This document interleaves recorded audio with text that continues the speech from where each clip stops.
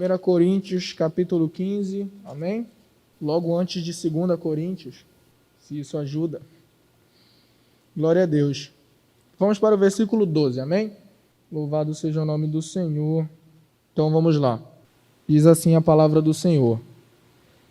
Pois bem, se proclamamos que Cristo ressuscitou dos mortos, por que alguns de vocês afirmam não haver ressurreição dos mortos? Pois se não existe ressurreição dos mortos, Cristo não ressuscitou. E se Cristo não ressuscitou, nossa pregação é inútil, e a fé que vocês têm também é inútil. Então, estamos todos mentindo a respeito de Deus, pois afirmamos que Ele ressuscitou a Cristo, mas se não existe ressurreição dos mortos, isso não pode ser verdade. E se não existe ressurreição dos mortos, então Cristo também não ressuscitou. E se Cristo não ressuscitou, a fé que vocês têm é inútil e vocês ainda estão em seus pecados. Nesse caso, todos que adormeceram crendo em Cristo estão perdidos. Se a nossa esperança em Cristo vale apenas para esta vida, somos os mais dignos de pena em todo o mundo. Amém. Podemos parar a leitura por aqui, os irmãos podem tomar assento. Louvado seja o nome do Senhor. Irmãos, neste momento, eu peço que os irmãos prestem extrema atenção para a palavra que o Senhor colocou em nossos corações. Eu digo em nossos porque somos um só corpo, e se Ele colocou em meu coração, sou apenas um membro deste corpo que é esta igreja, amém? Então, vamos ouvir a palavra que o Senhor Deus tem para nós. Bom, primeiro, vamos entender, ou melhor, vamos imaginar o que é o homem sem um propósito, sem uma conclusão, sem um alvo que transcenda essa vida. A gente pode imaginar que, primeiro, o que Paulo fala, não há motivo, por exemplo, de eu estar aqui em pé falando aos irmãos, ou seja, pregando. Se Cristo não ressuscitou dos mortos, e se não há ressurreição dos mortos, é inútil que eu esteja aqui falando aos irmãos, não é verdade? Porque não adianta eu falar aqui inúmeras coisas, os irmãos compreenderem, praticarem, se quando nós morrermos tudo acaba, se não há ressurreição de fato.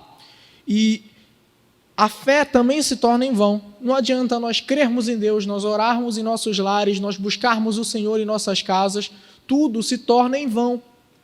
Porque se não há uma esperança que vá além desta vida, neste mundo horrível, onde as coisas tendem a ficar cada vez piores, a gente vê aí, por exemplo, agora recentemente tem um caso de pedofilia que está explodindo aí nas redes sociais de uma pessoa consideravelmente famosa, né, conhecida, que foi pego ali fazendo esse tipo de coisa, recebendo essas imagens, né, que não deveria estar recebendo.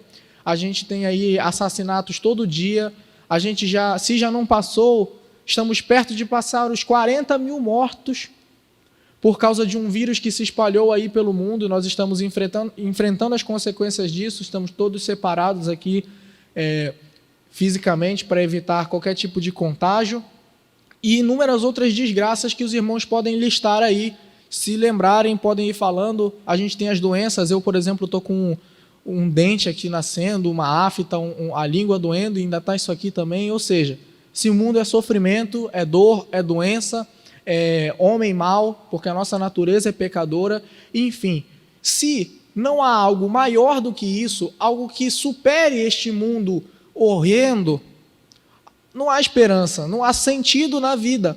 A fé se torna inútil, a pregação se torna inútil e cabe a nós apenas o hedonismo. Eu não sei se os irmãos lembram do que significa hedonismo, caso não lembre, hedonismo é aquela filosofia que, aliás, tem uma frase na Bíblia que resume bem o hedonismo. Ainda neste capítulo 15 de 1 Coríntios, a frase está no versículo 32. Veja o que diz o versículo 32. Esta é a síntese do hedonismo, na parte final do versículo. Comamos e bebamos, porque amanhã morreremos. Essa é a síntese, aqui até bíblica, do hedonismo. Se não há ressurreição, comamos e bebamos, porque amanhã morreremos.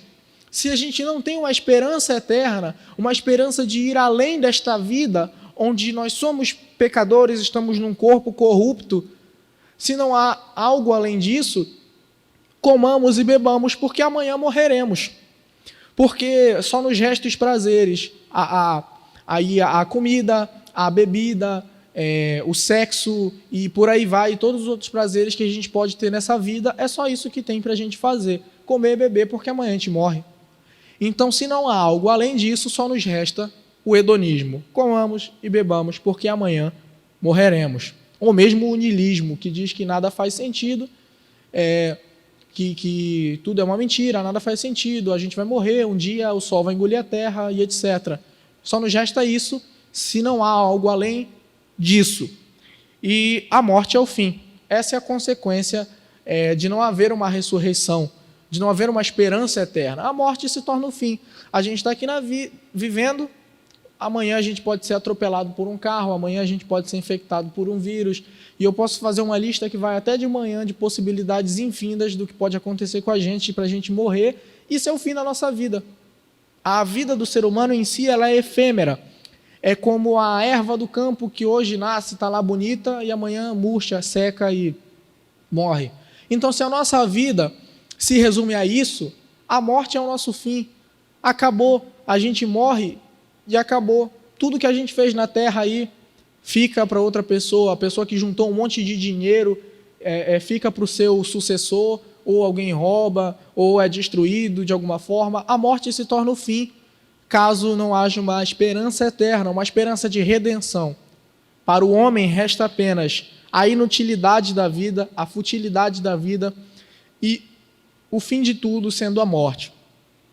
E a vida também, a vida sem propósito é triste. Lá no versículo 19, que a gente leu, que foi inclusive o último que a gente leu, diz assim: se a nossa esperança em Cristo vale apenas para esta vida, somos os mais dignos de pena em todo o mundo. Essa tradução é a Nova Versão Transformadora. Na Nova Almeida Atualizada, por exemplo, diz algo como: somos as pessoas mais tristes do mundo. E em outras traduções aí que vocês podem ler, vocês vão encontrar algo sempre nesse sentido de somos as pessoas mais tristes do mundo, somos os mais dignos de pena do mundo. Por quê?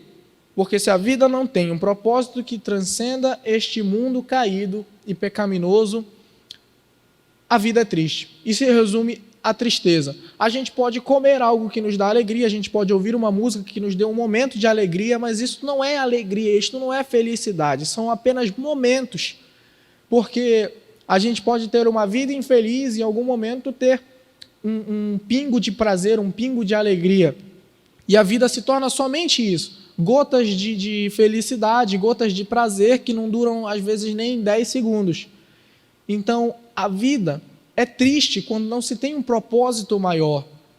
A vida é triste quando você não tem algo para trabalhar em prol. A vida é triste quando você sabe que, quando morrer, acabou e não tem mais nada além disso. Se torna algo niilista, né? Niilismo é uma filosofia que diz que nada faz sentido, se torna tudo sem sentido, porque se a gente morre e acaba, de que adianta? E de que adianta a gente dizer, mas a gente tem que preservar as coisas para as futuras gerações, eu trabalho aqui porque o meu filho vai ter uma vida melhor, e depois ele vai dar uma vida melhor para o filho dele, aí um dia tem uma tempestade solar, a Terra é destruída e acaba a humanidade. Aí nada tem sentido. Se torna tudo triste, porque não importa o quanto eu trabalho, não importa as gotas de alegria que eu tenha, vai acabar. E nada no final vai ter feito sentido. Então, isto é a vida sem um propósito, isto é a vida sem uma ressurreição. E até mesmo, considerando a existência de Cristo, para nós cristãos, se nós não acreditarmos na ressurreição, se nós não tivermos isso como uma esperança, Cristo morre em vão também. Por exemplo, se Cristo não ressuscitou dos mortos, a gente ainda está em pecado. A gente não tem nenhuma esperança de redenção. Se Cristo não ressuscitou, ele apenas morreu. E não foi um sacrifício vicário, ele não morreu em nosso lugar, ele apenas morreu. Então, a gente entende que há a importância da ciência, de ter o conhecimento de que há algo além desta vida, de que há algo que transcende este mundo caído. Então, Jesus Cristo seria nada mais do que um grande charlatão, que enganou a toda a humanidade e até mesmo quase 2000 anos após a sua morte, e não ressurreição, considerando que ele não tenha ressuscitado, que não haja ressurreição, ele seria apenas um grande charlatão que conseguiu enganar todo mundo e até 2 milênios depois da morte dele, seríamos trouxas, seríamos idiotas, que seríamos inúteis, apenas falaríamos, seríamos prolapsos, repetiríamos as coisas e nada teria um sentido. Então, ainda estaríamos em pecado, já falei isso, e o nosso labor é em vão. O versículo 32, que diz assim: e se não haverá ressurreição dos mortos, de que me adiantou ter lutado contra feras, isto é, aquela gente de Éfeso? É o mesmo versículo que diz, né? Comamos e bebamos porque amanhã morreremos. Essa é a parte inicial que a gente não leu. Então, se Cristo não ressuscitou, o nosso labor, o nosso trabalho, a nossa luta é tudo em vão. Você estar aqui esta noite, você sair no meio da pandemia, mesmo que com todo cuidado, é claro, estamos aqui todos nos cuidando, você enfrentar perseguições por ser cristão, você abrir mão da sua própria vontade, abrir mão de se deixar levar pelos prazeres, pelo pecado, porque a gente sabe que o pecado, ele é mau, ele nos conduz à morte, porém ele é prazeroso, ele libera prazer para nós.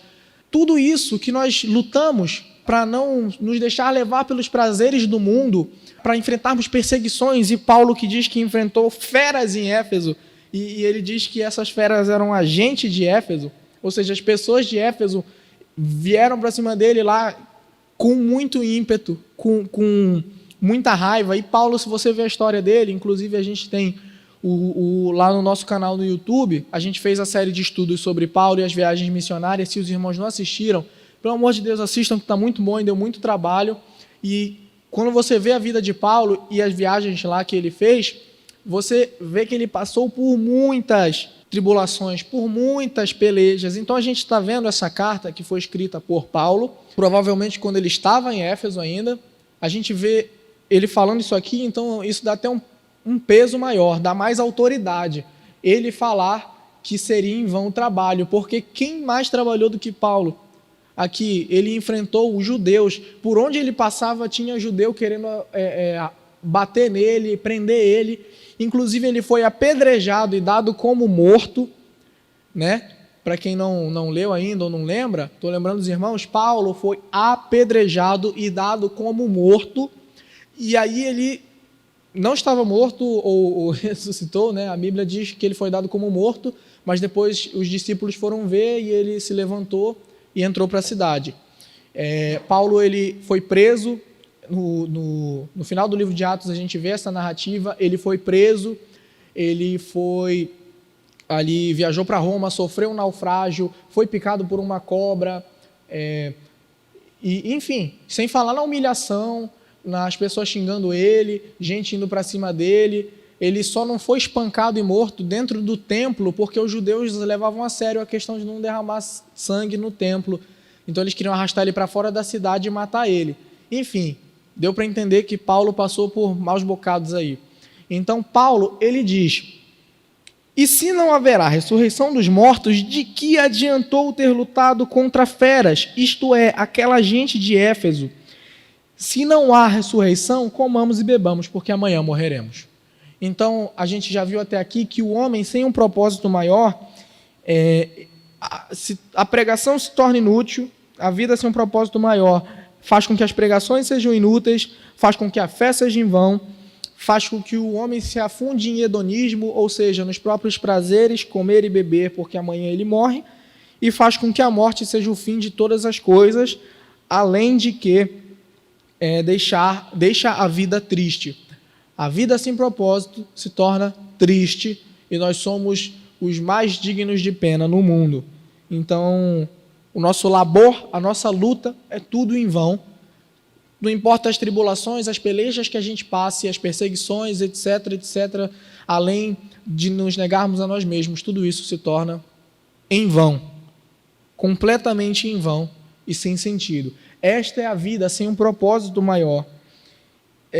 Então a gente entende que a nossa vida, na verdade, irmãos, esta vida, qual é o sentido disso? Se este mundo, nós falamos no começo, se este mundo é tão imundo, tão podre, tem pedófilos, tem estupradores, tem assassinos, tem ladrões, tem charlatões, mentirosos, adúlteros, enfim, segue-se a lista, e nós mesmos somos pecadores, temos que lutar contra isso todos os dias de nossa vida. A carne milita contra o espírito e os dois estão dentro da gente todos os dias, não tem como a gente se separar disso. Então, qual é o sentido disso tudo? Por que Cristo não pegou a gente e levou logo para o céu? Acontece que a vida aqui, ela é uma semente. Em que sentido? Vocês podem perguntar e eu responderei. Ou melhor, Paulo respondeu. Ele disse que esta vida, ela é uma semente no sentido de que a semente só cresce e se transforma em planta depois que morre.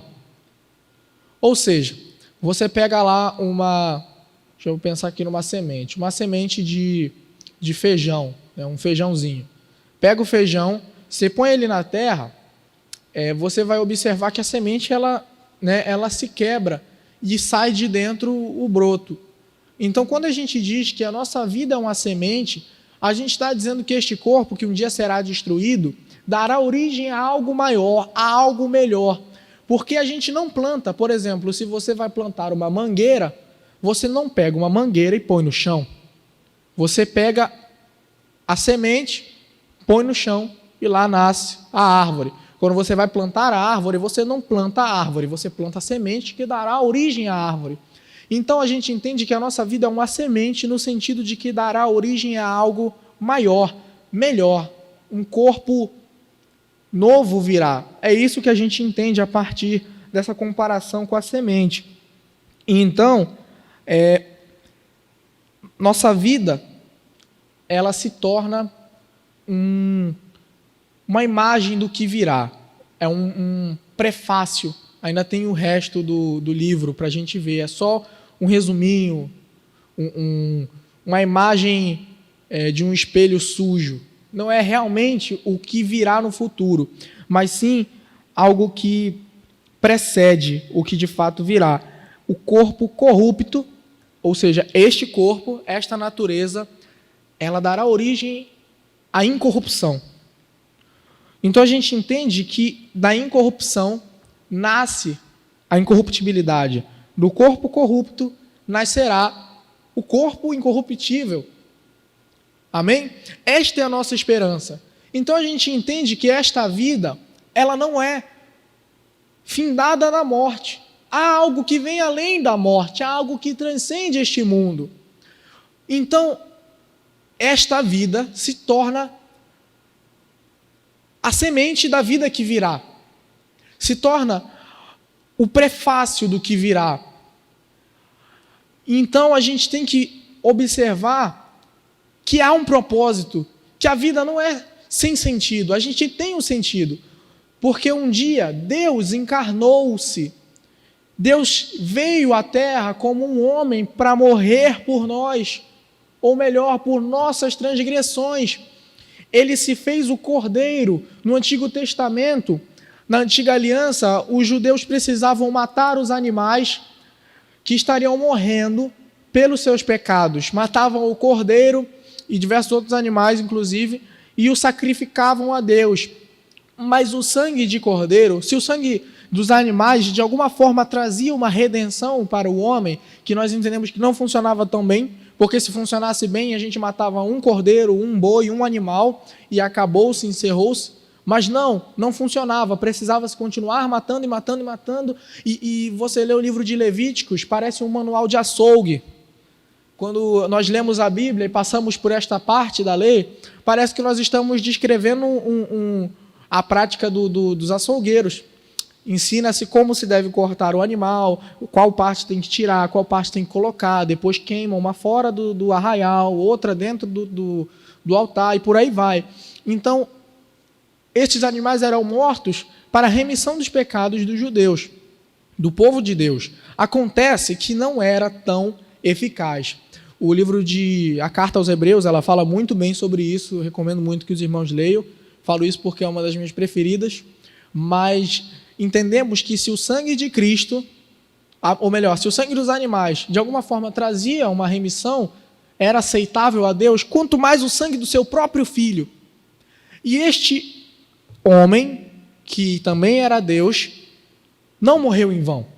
Ele morreu para nos trazer remissão de nossos pecados. Então hoje somos remidos, lavados pelo sangue do Cordeiro, que foi Jesus, para que nós alcançássemos algo maior. E a palavra nos diz que ele é a primícia dos que dormem. Ele é a garantia dos que dormem. Entenda dormir como estar morto. Os que dormem são os que estão mortos. E não somente eles, como também nós que estamos em vida, aí caso o arrebatamento venha. Então, Cristo, ele foi o predecessor daqueles que morrerão, aqueles que morreram e morrerão ainda ou não, enfim, para que inaugurasse este novo corpo incorruptível. Então a gente entende que há um propósito, senão Jesus morreu em vão, e nós sabemos que Deus não se fez homem para morrer em vão. Então a gente entende lá nos versículos 53 que, vamos lá, vamos ver o que diz o versículo 53. Diz assim, vamos para o 52, começar no 52. Acontecerá num instante, num piscar de olhos, ao som da última trombeta.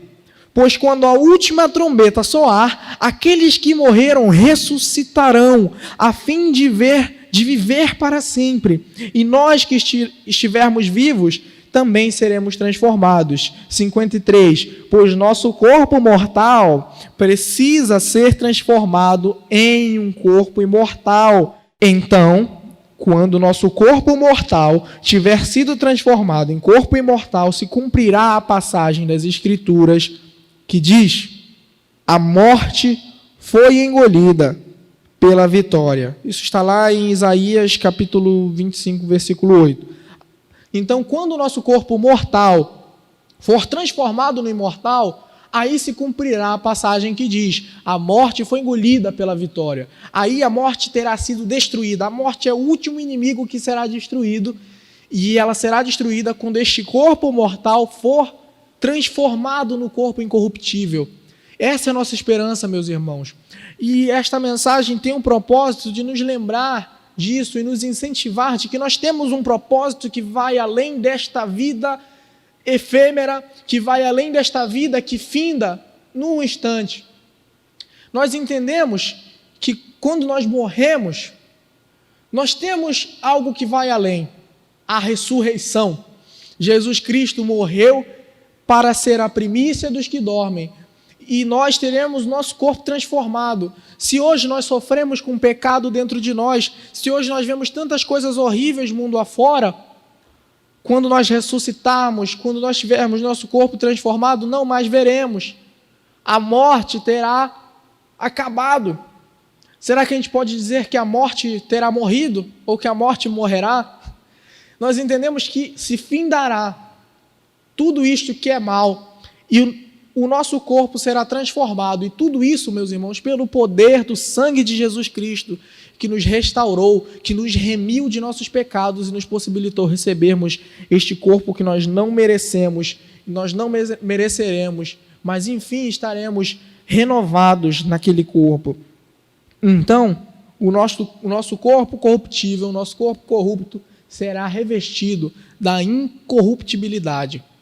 Irmãos, isso será maravilhoso. Nós não conseguimos nem imaginar, porque nós vivemos, desde que nós nascemos, nós vivemos neste mundo, não é verdade? Então a gente não pode nem imaginar como será. Talvez imaginar, mas eu acho que não chega nem perto. Um corpo, um mundo sem pecado, isso é maravilhoso. O mundo sem pecado não explodiria de tempos em tempos um novo pedófilo. O mundo sem pecado, de tempos em tempos, não explodiria um novo assassino, não apareceria novos assassinatos. Imaginem não mais vírus aí matando as pessoas, imaginem não mais mentiras. É maravilhoso, e é isso que nós esperamos, irmãos. Então, eu espero que esta mensagem possa estar em nossos corações nos alertando e nos incentivando a buscarmos cada vez mais o nosso Deus, buscarmos cada vez mais a santidade, buscarmos desenvolver o fruto do Espírito. Nós estamos aí fazendo reuniões com os jovens, falando sobre o fruto do Espírito, e a gente entende que buscar o fruto do Espírito é buscar a santidade, é estar no processo de santificação, e a palavra nos diz, lá em Hebreus, que sem santificação ninguém verá a Deus. E se nós quisermos receber este corpo incorruptível, precisamos estar no processo de santificação, precisamos perseverar. Paulo não lutou em vão, Paulo não foi apedrejado em vão, Paulo não foi perseguido em vão, assim como o nosso soberano Senhor, maior do que tudo e todos, Rei dos reis, Senhor dos senhores, Jesus Cristo, não morreu em vão. Então nós, que sofremos até em um nível menor, eu posso dizer, aqui, pelo menos neste país, nós não enfrentamos perseguições como em outros lugares do mundo. Aqui na igreja não entra pessoas armadas, pelo menos nunca aconteceu, eu espero que nunca aconteça, pessoas armadas atirando nas pessoas, nos irmãos. A gente não vê cristãos, pelo menos aqui no Brasil, repetindo, sendo pegos e degolados, mortos pela sua fé. Então a gente tem que perseverar. A nossa peleja, irmãos, aqui é nos mantermos fiéis no meio da Babilônia, no meio deste sistema corrompido, no meio deste mundo sujo. Precisamos apenas amar a Deus acima de todas as coisas e amar ao nosso próximo como a nós mesmos. E eu vos amo, meus irmãos. Tenho certeza que os senhores e as senhoras me amam também, porque nós somos um só corpo, uma só igreja, amém? Então que nós nos amemos mais, estejamos mais unidos, e assim, irmãos, em santificação veremos a Deus, receberemos o corpo incorruptível que o Senhor Jesus Cristo nos prometeu. E antes de nós partirmos para uma conclusão, veremos apenas mais alguns detalhes, como por exemplo, este corpo, que a gente pode ali tentar imaginar um pouco como será. A gente vê que Jesus Cristo, sendo a primícia dos que dormem, quando ressuscitou, tinha um corpo que não se restringia às leis da física, porque ele entrava em lugares onde as portas estavam fechadas, trancadas. Então a gente pode entender algo como uma intangibilidade, ou algo que quebre a impenetrabilidade da matéria, propriedade dos corpos, que diz que dois corpos não ocupam o mesmo lugar no espaço ao mesmo tempo. Significa que ele pode atravessar as coisas. Jesus Cristo, ao mesmo tempo que conseguia atravessar as coisas ou se teletransportar, porque ele está em um lugar e num tempo curto está em outro, ele também conseguia ser tocado, mostrava as feridas, permitiu que o tocassem. Então a gente entende que este corpo será maravilhoso, não se restringirá às leis da física, não haverá morte. Quem sabe com este corpo a gente consiga nos teleportar daqui para outro planeta, viajar pelo universo, quem sabe, conjecturando, é claro, irmãos, mas sabemos que será 1000 vezes melhor do que isso. E eu espero que os irmãos se sintam incentivados e inspirados a cada vez mais buscar ao Senhor e deixar as coisas fúteis, deixar as coisas vãs, as brigas, as contendas, os prazeres do mundo. Que valem eles se amanhã você pode morrer? E depois, que vale o homem ganhar o mundo e perder a sua alma? Que vale o homem morrer nesse corpo nojento e não receber outro depois? O incorruptível, aí sim é sem sentido. Mas nós trabalhamos nossa santificação para que nós possamos ver a Deus e receber o nosso corpo incorruptível. Amém? A palavra também nos diz, já para partirmos para uma conclusão, que os astros, Paulo fala que a glória terrena é diferente da glória do celestial no sentido dos corpos celestes, que até mesmo entre os corpos celestes, tudo isso ainda aqui, os que são da terra são como o homem terreno, os que são do céu são como o homem celestial. E vocês podem ler com calma aí este capítulo inteiro, capítulo 15, e vocês vão ver que ele fala essa questão de que há diferentes glórias. Também há corpos celestes e corpos terrenos. A glória dos corpos celestes é diferente da glória dos corpos terrestres. Celestes é diferente dos terrestres. O Sol tem um tipo de glória, a Lua e as estrelas têm outro. E até mesmo as estrelas diferem em glória umas das outras. E hoje, com a ciência, a gente sabe que tem estrelas maiores do que as outras, estrelas com mais massa, estrelas com mais brilho e por aí vai. Então a gente vê que tem uma diferença de glória nesses corpos aí celestes. Então a gente pode também dizer, no que se trata de galardão, que haverá também diferenças neste corpo glorioso, é outro nome para o corpo incorruptível. Então, a gente vê que quanto mais nós trabalharmos aqui na terra, quanto mais nós nos esforçarmos, quanto mais nós abrirmos mão das nossas vontades, melhor pode ser a glória de nosso corpo. Nós podemos estar trabalhando, outro incentivo, outra motivação é termos um corpo mais glorioso ainda no céu. Não que isso de alguma forma vá causar uma espécie de hierarquia, de diferença, de alguém ser maior um que o outro, mas, por exemplo, pessoas que morrem, aceitam Jesus logo antes de morrer. Quando nós nos aprofundamos nesses estudos, a gente vê uma questão de galardão aí que vale para nestes corpos. Mas a gente também tem parábolas, como a dos trabalhadores na vinha, que uns trabalham por 1 hora, outros trabalham por 2. Os irmãos devem lembrar, está lá nos evangelhos. Fala que todos receberão a recompensa igual que o patrão contratou, e isso se trata da salvação. Então, a gente entende que aqueles que se converterem, que buscarem a Deus, eles serão salvos sim, mas haverá também uma diferença no nosso galardão. Então, isso é um incentivo para que a gente trabalhe mais também aqui na terra, para que recebamos um galardão no céu. E isso não significa trazer glória para si. Não é quem ora mais, mas, por exemplo, quem abre mão de si mesmo para exaltar o próximo, que nós possamos nos tratar como reis. Quem sabe eu me humilhando para os irmãos, quem sabe eu exaltando vocês, não recebam um galardão no céu. E os senhores também, se humilhando, me tratando como com amor, também recebam um galardão. Eu creio que seja essa questão de nós nos amarmos uns aos outros, abrirmos mão daquilo que nos traz um orgulho e tratar o nosso próximo como reis, com muita honra, e não trazer glória para si. Não é quem ora mais, não é quem jejua mais, de forma alguma. Mas, enfim, estes são apenas alguns detalhes aí para a gente imaginar um pouco deste corpo que será maravilhoso. Concluindo, posso concluir com uma frase que temos um propósito maior. Este propósito maior é a eternidade. Nós não apenas morreremos e isso tudo acabará. Não, há um propósito maior, a ressurreição. E é por isso que nós temos que estar inspirados para buscarmos mais o nosso Senhor, para buscarmos mais a santidade, a santificação, para buscarmos mais amar-nos uns aos outros, enfim, sermos libertos deste mundo de pecados. Amém?